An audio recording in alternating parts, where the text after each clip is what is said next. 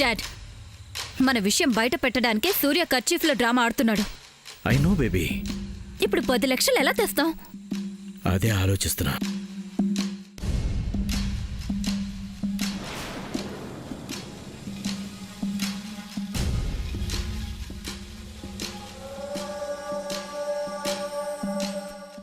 Dad, ఏంటి?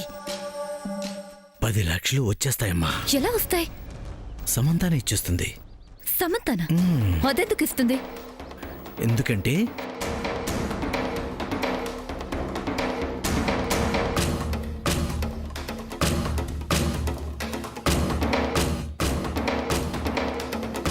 ఇందుకు. నువ్వు సూపర్ డాడ్. కానీ కానిస్తా.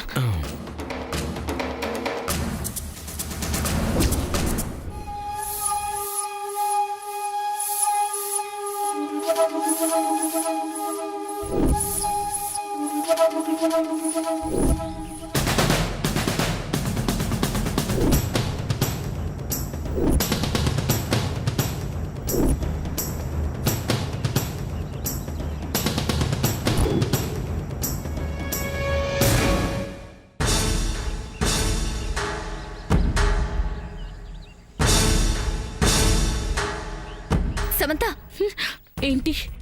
నీ బట్టలు బయట ఆరేసావా? గాలికి ఎగిరిపోతున్నాయి. నేను తీద్దామని అనుకున్నాను. మా అత్తయ్య గారు ఒప్పుకోలేదు. తెచ్చుకో.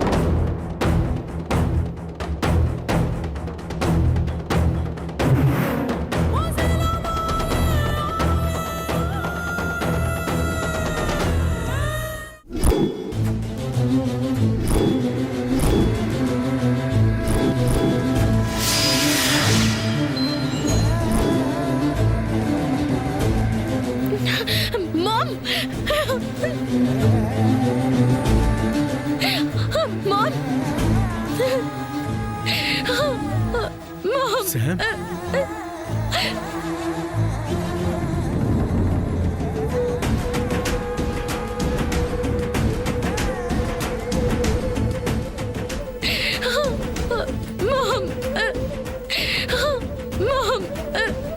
శామ్,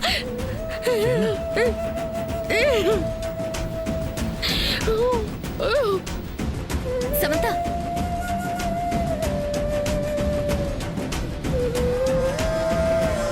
ఏంటల్లుడు, ఏం జరిగింది? అయ్యో, తులసమ్మ పగిలిపోయిందా?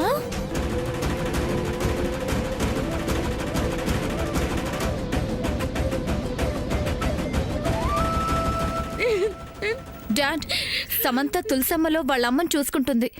తులసమ్మ పగిలిపోయిందంటే ఇది అపశకనం అమ్మా.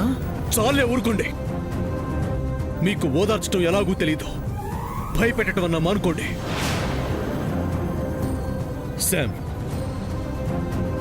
నువ్వు కంగారు పడకు. ఏమీ కాదు. కాకుండా ఎలా ఉంటుంది అల్లుడు? దీపం ఆరితే, కొబ్బరికాయ కుళ్ళితే అపశకునం జరుగుతుందని ఎలా సింబాలిక్గా తెలుస్తుందో ఇది అంతే. వీళ్ళ అమ్మకు కూడా జరగబోతుందని అర్థం. ఇంకా ఆపుతారా? శామ్, వీళ్ళ మాటలేవి నమ్మకం. ఏమీ కాదు. ఏమీ అవ్వకూడదని మేము కోరుకున్నాం అల్లుడు. నాకైతే ఎవరైనా స్వామీజీ గారిని కలిస్తే రెమెడీ చెప్తారేమో అని అనిపిస్తుంది. చెప్పారు కదా, ఇక వెళ్ళండి. పద బేబీ, పాపం రా బేబీ. సమంత మామ్.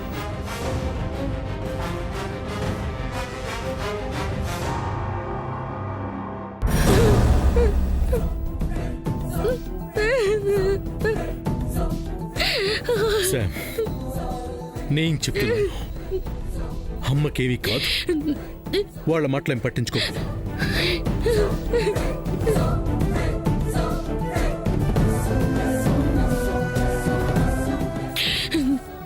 కలుస్తాను, స్వామీజీని కలుస్తాను. జై జగద్గురు. అలా జరిగిందా అమ్మా? నీ తల్లిని ప్రతిరూపంలో చూసుకుంటున్న తులసమ్మ పగిలిపోయిందా? అవును స్వామీజీ, మామ్కి ఏమైనా జరుగుతుందేమోనని భయంగా ఉంది. ఇది భయపడాల్సిన విషయమే. ఆవిడ మృత్యువుడికి వెళ్తోందన్న సంకేతమే ఇది. స్వామీజీ,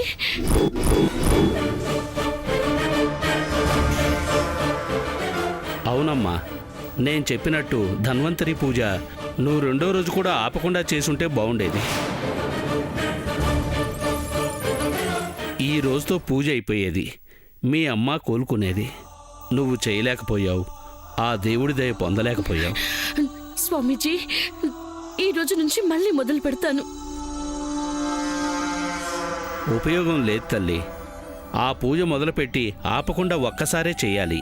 2వసారి చేసినా ప్రయోజనం లేదు. నేనంతగా చెప్పిన తర్వాత కూడా మంచి అవకాశాన్ని నీ చేతులారా నువ్వే చేజార్చుకున్నావు.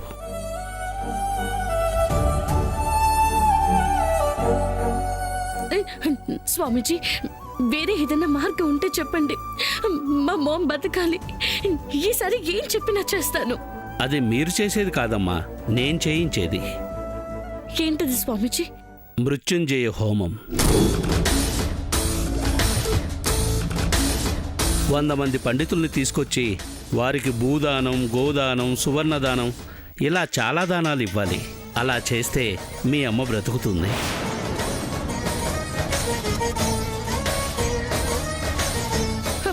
చేయించండి స్వామీజీ.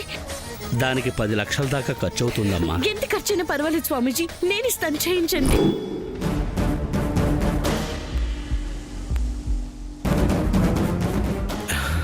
బేబీ ఎంతైనా ఇస్తుందంట. ఇంకొంచెం ఎక్కువ ఉండాల్సింది బాగుండేది. తెలీదుగా, నెక్స్ట్ టైం అడిగేద్దాంలే డాడ్. అలాగే అమ్మా, చేయిస్తాను. ఉండండి, నేను ఇప్పుడే డబ్బులు తీసుకొస్తాను.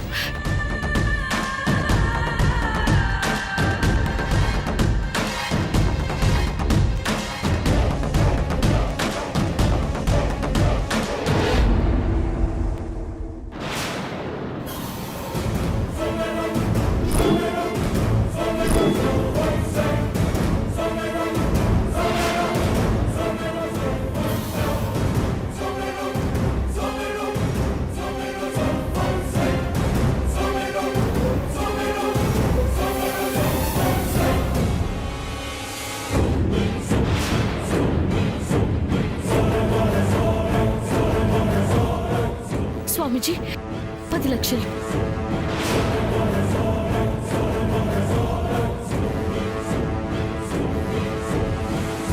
జై జగద్గురు. మృత్యుంజయ హోమంతో స్వామి కోపం తగ్గిస్తాను. మెల్లగా కొంచెం కొంచెం మీ అమ్మ కోలుకుంటుంది. అంతా మీ దయ స్వామీజీ. నాదేముందమ్మా, అంతా పైవాడి దయ. జై జగద్గురు. వస్తాను తల్లి.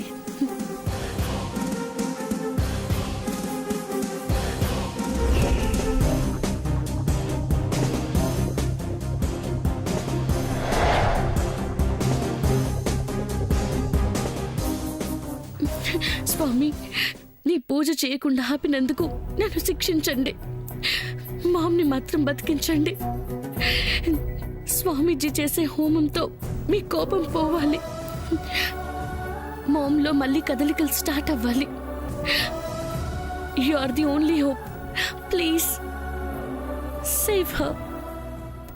ప్లీజ్.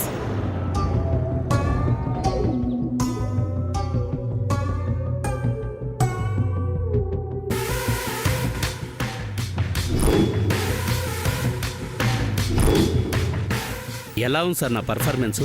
అదరగొట్టావు ఆనందరావు. ఆ. ఏది డబ్బులు ఎలాగవు? ఇస్తాను. ఇవిగోండి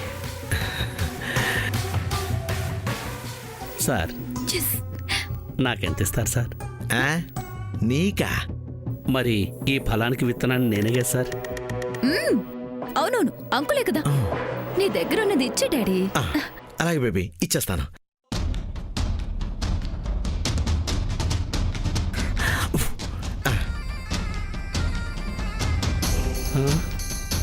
ఇదేంటి సార్, 10 లక్షలు ఇస్తే 10 రూపాయలు ఇచ్చారు? ఉన్నది ఇదేగా. మరి ఇవి తెలిసి కథ అడుగుతావేంటి? ఇంకెప్పుడు సార్ ఇచ్చేది? 1 ఇయర్ కూడా అయిపోయింది. ఇప్పుడేమి ఇవ్వరు. అదేంటమ్మా? ఆనందరావు, కాస్త ఓపిక పట్టు. ఈసారి ట్రిప్లో ఇంకో 10 అడుగుదిగలే. ఎంతైనా ఇస్తానంటుంది కదా, తీసుకుంది గల్లే. సరే సార్. ఆనందరావు, అలా ఆవదం తాగిన మొహంలో పెట్టకయ్యా. వస్తాయ్యా, ఆనందంగా ఉండు. అలాగే సార్. ఆ, ఇదిగో, పొరపాటున ఈ విషయం ఎక్కడా నోరు జారకూడదు. ఎలా జారుతాను సార్? ఇంతకు ముందు కూడా ఈ గెటప్ వేశాను. ఎక్కడైనా నోరు జారేనా? సరే సరే, గెటప్ తీసేసి వచ్చేయి. సరే సార్. అలాగే. బేబీ, డబ్బులు వచ్చేసాయి. సూర్య రావనుకొని చెప్పాడు. ఇంకా రప్పిస్తా బేబీ, ఇంకా రప్పిస్తాను బేబీ. పోయిందంతా తిరిగి వస్తుంది, కావలసినవి తిరిగి వస్తాయి. అదెంత అమాయకురాలు డాడీ, అడగగానే ఇచ్చేస్తుంది. అది అమాయకత్వం కాదు బేబీ, సెంటిమెంట్. అదే మన పెట్టుబడి. ఎస్. సరే సరే, పద. సూర్య అడిగిన 10 లక్షలు ఇచ్చేద్దాం. ఖర్చీపులు కొనుక్కుంటాడు. పద. చెల్లెమ్మా, ఒక్కసారి ఇట్రావా. రా. అల్లుడు మెహందీ ఫంక్షన్ లో గిఫ్ట్లు ఇవ్వడం కోసం, అదే కర్చీఫ్లు గిఫ్ట్లు ఇవ్వడం కోసం 10 లక్షలు అడిగాడు కదమ్మా. తీసుకొచ్చాను. బాబుని పిలువు చెల్లెమ్మా, నీ సమక్షంలోనే ఇచ్చేస్తాను. అలాగే అన్నయ్య గారు. సూర్య, నానా సూర్య వస్తున్నాడు. ఏంటమ్మా? రే, మీ మావయ్య గారిని 10 లక్షలు అడిగావు కదా. కర్చీఫ్లు కొన్నాను కలుడు. అవునరా, దానికే తెచ్చారు, తీసుకో. ఇప్పుడే తీసుకొచ్చాను. 10 లక్షలు తీసుకోలేడు. చూసుకోలేడు.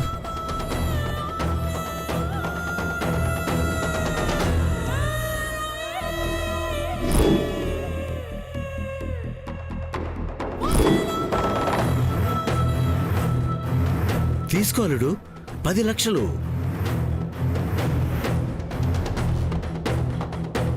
ఎలా తెచ్చాడు? వీడి దగ్గర లేవు కదా.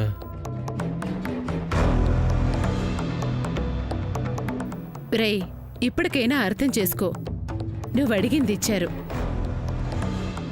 అలాంటి ఆయన్ని శామ్ కోసం డబ్బు లేనోడు, ఆస్తి పోయింది అలాంటి మాటలనకు. దీనికే 10 ఇచ్చారంటే పెళ్లికి ఎంత ఖర్చు పెడతారో తెలుసుకో. కోటీశ్వర్లు రా, కోటీశ్వర్లు, బికారు వాళ్ళు కాదు. ఆ అల్లుడికి తెలుసులే చెల్లమ్మా, ఏదో అప్పుడప్పుడు నీలాగా నన్ను ఆట పట్టిస్తా ఉంటాడు అల్లుడు. అయ్యో అన్నయ్య గారు, మీరు ఇంకా దాన్ని మర్చిపోలేదా? చచా, నీలాగా ఎందుకు గుర్తుపెట్టుకుంటానమ్మా? సరదా కోసం చేసింది సరదాగానే తీసుకుంటా. బాగా చెప్పారు. ఉండండి, కాఫీ తీసుకొస్తాను, తాగుదురు గారి. కొంచెం స్ట్రాంగ్ గా తీసుకురామ్మా. అల్లుడు, నీకు కూడా కావాలా స్ట్రాంగ్? నాకేం అవసరం లేదు మా అయ్య, నువ్వే తాగు స్ట్రాంగ్. బాబుకి అవసరం లేదంట, నాకు తీసుకురామ్మా. అలాగే అన్నయ్య గారు.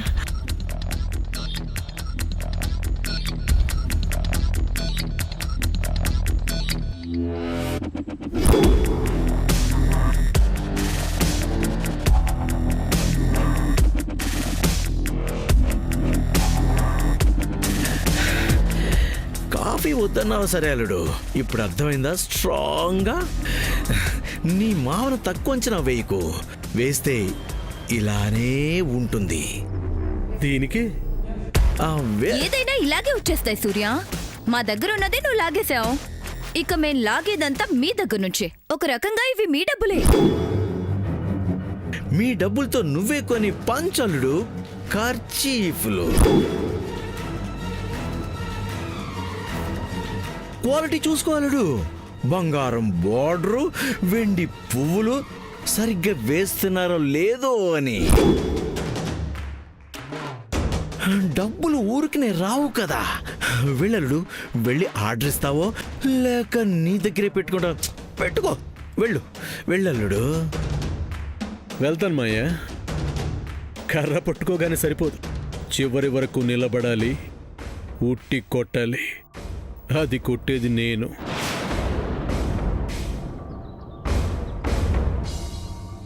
ఏంటి అర్థం కాలేదా?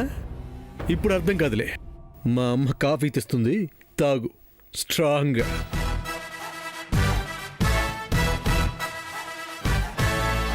డాడ్, ఏం చేయలేడు బేబీ, చేయగలిగిందల్లా నిన్ను పెళ్లి చేసుకోవడమే. నా బంగారం, ఇలానే హ్యాపీగా ఉంటావు. ఆ సమంత ఎప్పుడు ఏడుస్తూనే ఉంటుంది. ఎవరి దగ్గర నుంచి కొట్టేశారు?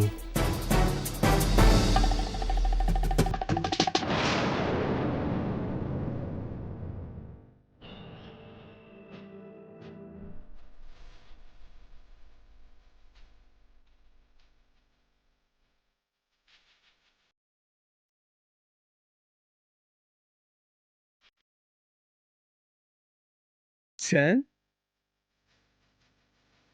నువ్వు ఇంత హ్యాపీగా ఉండటం చూసి చాలా రోజులైంది. నేను ఇలా చూడటం నాకు చాలా సంతోషంగా ఉంది.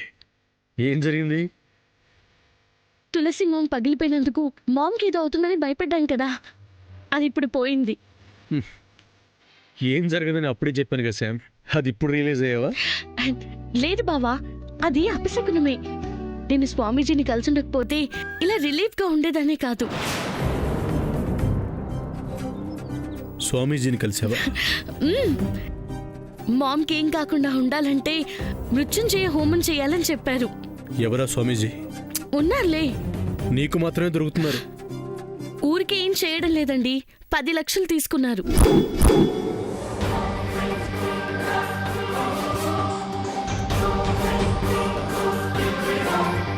ఏంటి 10 లక్షలా?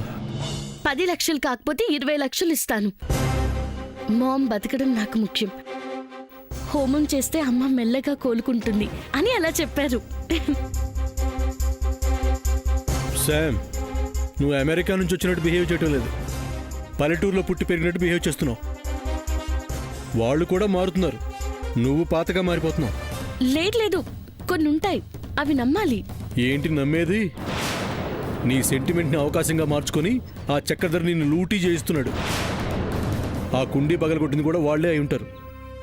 ఆహా, నేను నమ్మను. నమ్మవు. ఇదిగో ఈ డబ్బులు చూసాను, నమ్ము. ఇవే కదా నువ్వు స్వామీజీకి ఇచ్చిన 10 లక్షలు? అవును, ఇవి నీ దగ్గరికి ఎలా వచ్చాయి? నీ దగ్గరికి ఆ స్వామీజీని పంపించి లాక్కొని మెహందీ ఫంక్షన్కి గిఫ్ట్లు కొనడానికి నాకే ఇచ్చాడు. అయినా వాళ్ళకి డబ్బులు కరువేంటి? అదో పెద్ద కథలే, టైం వచ్చినప్పుడు చెప్తాను. ఇప్పుడు నేను చెప్పేది మాత్రం నిజం. నాకంత కన్ఫ్యూజింగ్ గా ఉంది. క్లియర్ చేసిన తర్వాత కూడా కన్ఫ్యూజన్ ఏంటి? లేదు. ఏంటి లేదు? పచ్చళ్ళలాంటి ఇలా సామాన్య నీకు ఫోన్ చేస్తుందని చెప్పినప్పుడు కూడా ఇలానే నసిగా. ఏమైంది? నిరూపించానా? నిరూపించావు గాని నీ వల్ల పూజ ఆగిపోయింది. ఆ రోజు పూజ చేస్తే బాగుండేదని స్వామీజీ చెప్పారు. శ్యామ్, నీకు దండం పెడతాను. ఆ స్వామీజీ గారు కూడా ఆ చక్రధర్ మనిషే. నీకెలా తెలుసు? నువ్వు వాడికి ఇచ్చిన డబ్బే చక్రధర్ నాకు ఇచ్చాడంటేనే అర్థం అవుతుంది కదా. డబ్బులన్నీ ఒకేలా ఉంటాయి అంటే నేను అబద్ధం చెప్తున్నానా? ఏమో, హోమం కూడా చెడగొట్టి నన్ను పెళ్లి చేసుకోవాలనుకుంటున్నావేమో. ఇంకా ఆపు తల్లి. నువ్వు చెప్పడం ఆపే. నమ్మవే? నమ్మను. హోమం చేస్తే మామ్ బతుకుతుంది. ఈ పాటికి హోమం కూడా చేయడం అయిపోయి ఉంటుంది. కాసేపట్లో మామ్ సేఫ్ అని ఫోన్ వచ్చినా రావచ్చు. బామ్మ ఫోన్ చేస్తుంది. ఆవిడేనా? సరిగా చూడు. ప్రతిసారి మోసపోను, యుఎస్ నెంబరే. మాట్లాడు. బామ్మ చెప్పు. ఇంక చెప్పడానికి ఏమీ లేదు శ్యామ్.